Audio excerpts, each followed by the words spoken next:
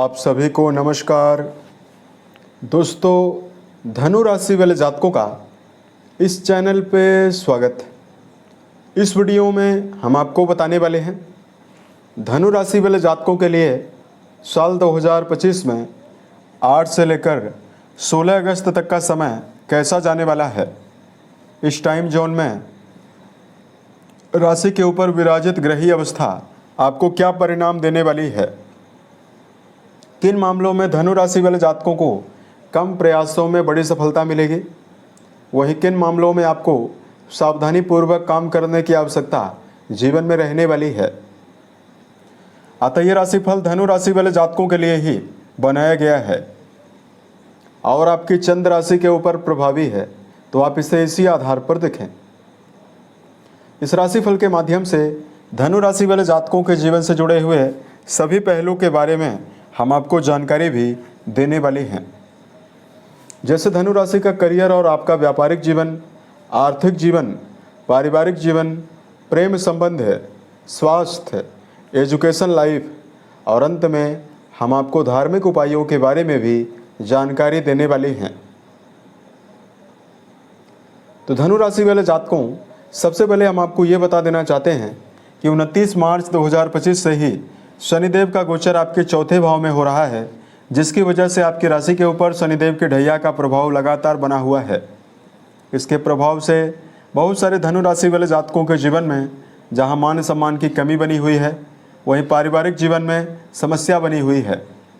कुंडली का चौथा भाव माता को लेकर रिप्रेजेंट करता है, माँ को लेकर समस्या बनी हुई है।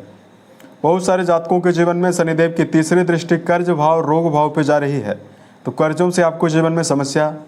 वहीं कर्म क्षेत्र के मामले में मेहनत ज़्यादा करने के बावजूद भी बहुत सारे जातकों के जीवन में परिणाम कम या ना के बराबर मिल रहा है।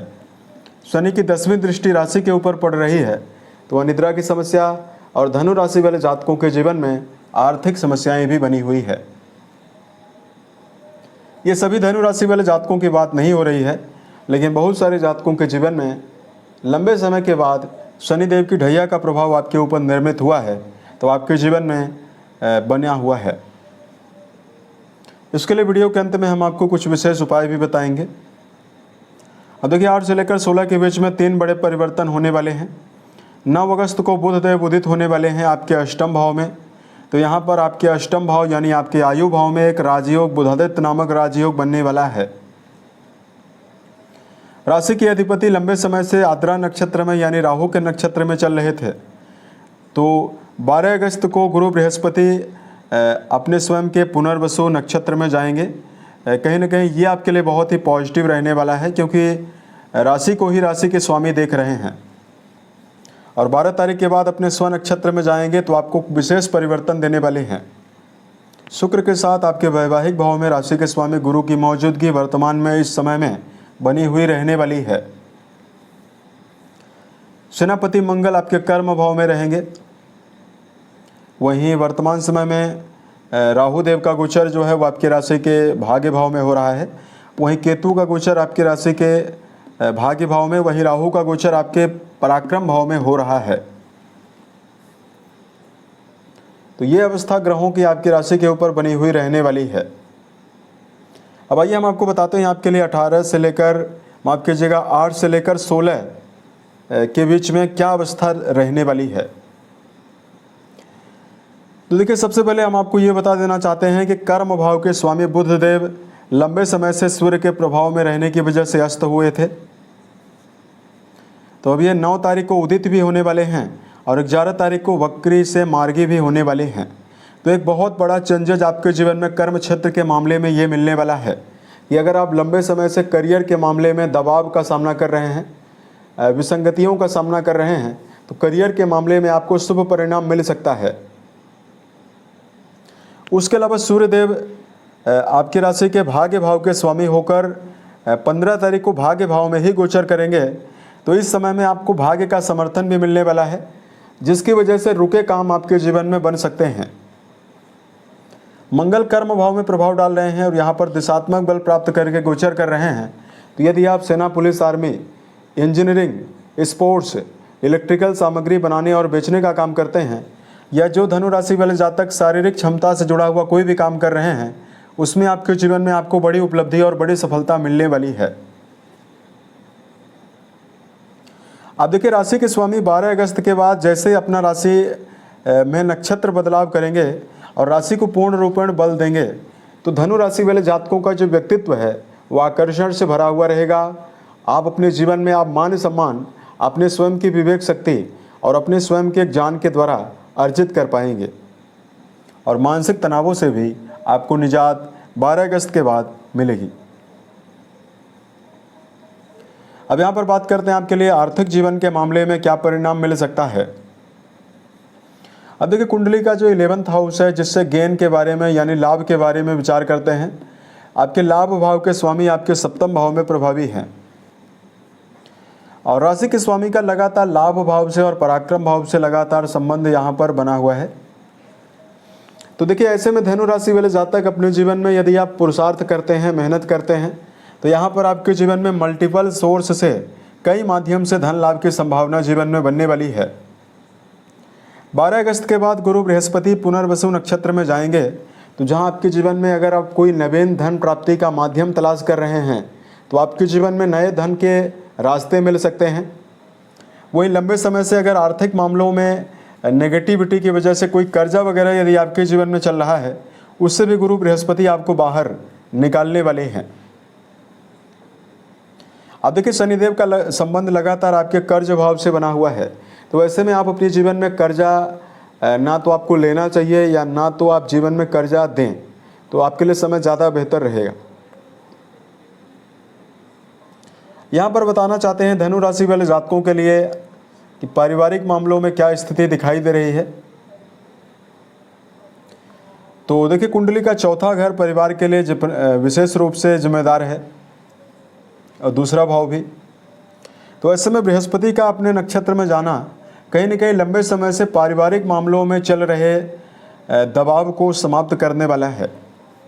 अब शनिदेव आपके 4थे भाव में ही विराजित हैं तो लगातार धनु राशि वाले जातक अपने जीवन में पारिवारिक जीवन से जुड़ा हुआ दबाव महसूस कर रहे हैं तो उसमें आपको कहीं न कहीं कमी देखने के लिए मिलेगी और कोई मांगलिक और धार्मिक कार्य आपके घर में होता हुआ नजर आएगा, उसकी रूपरेखा बन सकती है या घर के सदस्यों के साथ आप किसी धार्मिक जगह पर भी आप जा सकते हैं। अब देखिए, यहाँ पर हम आपको बताना चाहते हैं आपके लिए एजुकेशन मामलों में क्या परिणाम मिलेगा। शिक्षा भाव के स्वामी मंगल माने जाते हैं जो अपनी 8वीं दृष्टि के माध्यम से आपके 5म भाव को पूर्ण बलवान बना रहे हैं। ऐसे में विद्यार्थी जीवन में जुड़े हुए जातकों को मनोवांछित परिणाम 8 से लेकर 16 अगस्त के बीच में मिल सकता है। इस टाइम जोन में अगर आप किसी प्रकार का इंटरव्यू या किसी प्रकार के नवीन परीक्षा में बैठने की अगर आप योजना बना रहे हैं उसमें आपको मनोवांछित परिणाम मिलेगा। यदि आप पूरी ऊर्जा शक्ति और पूरी तन्मयता के साथ प्रदर्शन करते हैं तो परिणाम आपके पक्ष में आने की संभावना भी दिखाई देने वाली है। बात करते हैं धनु राशि वाले जातकों के जीवन में प्रेम और वैवाहिक जीवन के मामले में क्या मुख्य परिणाम आपको मिलेगा। पंचमेश का 5म भाव से बना हुआ संबंध और शुक्र जैसे ग्रहों का राशि से बना हुआ संबंध किसी रिश्तों के मामले में यदि आप अपना जुड़ाव रखते हैं तो प्रेम जीवन में आपको विशेष आकर्षण और शुभता देने के लिए तत्परता देने वाला है। यानी प्रेम जीवन के लिए तो समय बेहतर दिखाई दे रहा है। वही बात करते हैं आपके लिए वैवाहिक जीवन के लिए क्या परिणाम मिलेगा। अब देखिए, वैवाहिक भाव के स्वामी जो हैं वो जल तत्वी राशि में और आपके 8म भाव में प्रभावी हैं। उसके अलावा लगातार शनिदेव का भी जो इम्पैक्ट है राशि के ऊपर पड़ रहा है। राहु देव की 5वीं दृष्टि भी आपके वैवाहिक भाव में पड़ रही है। तो ऐसे में 8 से लेकर 16 के बीच में आपको वैवाहिक मामलों में स्थितियों को मिला जुला ही परिणाम आपको मिलेगा। स्थितियों को लेकर आप काफ़ी ज़्यादा संभल कर चलें। रिश्तों के मामले में यदि आप भावनात्मक जुड़ाव बनाकर चलते हैं तभी आपको जीवन में बेहतर परिणाम मिल पाएगा। वही बात करते हैं धनु राशि वाले जातकों के जीवन में सेहत के नज़रिए से क्या मेजर परिणाम आपको मिलेगा। देखिए, राशि के स्वामी लंबे समय से राहु के नक्षत्र में प्रभावित है। वहीं राशि के ऊपर शनि का इफेक्ट और तीसरी दृष्टि शनि की रोग भाव पे जा रही थी, तो लंबे समय से आपको शारीरिक और मानसिक समस्याएं मिल ही रही थी। लेकिन 12 अगस्त से गुरु स्व नक्षत्र पुनर्वसु में जाएंगे, तो जहां मानसिक रूप से आपको विशेष ऊर्जा मिलने वाली है, आपकी जीवनी शक्ति मजबूत होने वाली है। वहीं धनु राशि वाले जातकों को कोई लंबी बीमारी अगर आपके जीवन में चल रही है, उससे भी आपको निजात मिल सकता है। लेकिन एक बात आप जीवन में ज़रूर ध्यान रखकर चलें, वर्तमान में तामसिक भोजन, वरिष्ठ भोजन, बासी भोजन, इन सभी चीज़ों का सेवन ना करें। संतुलित भोजन, मिनरल वाली चीज़ों का ज़्यादा से ज़्यादा सेवन करें। प्रतिदिन सूर्योदय के पहले सोकर जरूर उठें और दिनचर्या यदि आप व्यवस्थित बनाकर चलते हैं तो आपको ज़्यादा अच्छा परिणाम मिल सकता है। अब बात करते हैं आपके लिए धार्मिक उपायों के बारे में। तो देखिए, सबसे पहले तो धनु राशि वाले जातकों को मन, वचन और कर्म के द्वारा किसी व्यक्ति को नुकसान पहुंचाने से बचना चाहिए। उसके अलावा किसी भी फील्ड में अगर आप काम कर रहे हैं तो आपको पूरी तन्मयता और पूरी ऊर्जा शक्ति के साथ आपको प्रयत्न करना चाहिए। कई काम को एक साथ करने से जीवन में बचना चाहिए, तो कहीं ना कहीं ये समय आपके लिए ज़्यादा बेहतर रहने वाला है। धनु राशि वाले जातकों को किसी भी काम को यदि आप जीवन में कर रहे हैं, ओवर कॉन्फिडेंस के साथ कोई भी काम ना करें, अन्यथा जीवन में मान हानि की संभावना बनेगी।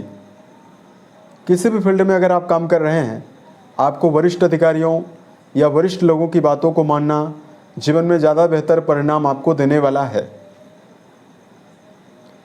अब अगर आपके लिए धार्मिक उपायों की जानकारी दिया जाए, धनु राशि वाले जातकों को वर्तमान समय में ओम नमो भगवते वासुदेवाय नमः नामक मंत्र का जप करना शुभ परिणाम देगा।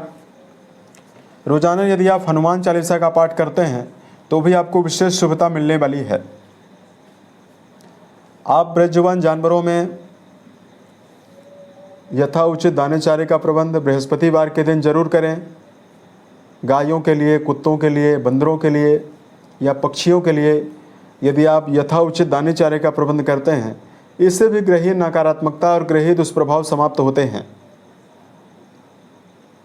तो बेजुबान जानवरों के लिए श्रद्धा और दया का भाव जरूर मन में लेकर चलें, तो आपके लिए स्थिति बहुत ही बेहतर रहने वाली है। उम्मीद है ये जानकारी धनु राशि वाले जातकों को बेहतर लगी। अगर आपके जीवन में किसी भी प्रकार की समस्या हो, आप हमें ज़रूर बताएं। प्रत्युत्तर या अन्य वीडियोज के माध्यम से हम उसका समाधान भी करने वाले हैं। ओम नमः शिवाय।